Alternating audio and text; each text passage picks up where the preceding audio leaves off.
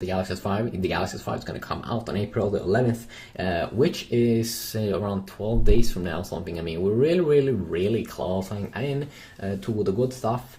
So you can see here we have a rectangular design, and we also have some pretty interesting stuff here about the colors and everything that is totally redesigned here in this concept. What's so cool about this concept also is that it kind of features some realistic specs. And here you can see next to the S5, I'm going to do a separate video about that.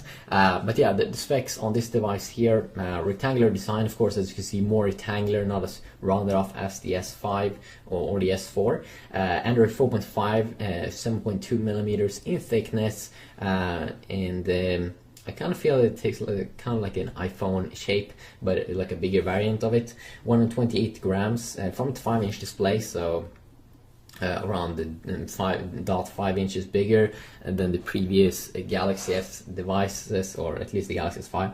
And it seems like they're moving up here in this concept to a 2K display with a resolution of 2560 x 1440, so the PPI would be pretty high on this little device. And also some other interesting stuff here: 64-bit processor, octa-core. That is of course something that Samsung has probably like gone out and said that they want to do that stuff. We have the same kind of Adreno 330 GPU here, which I'm really not sure if you would see that one once again.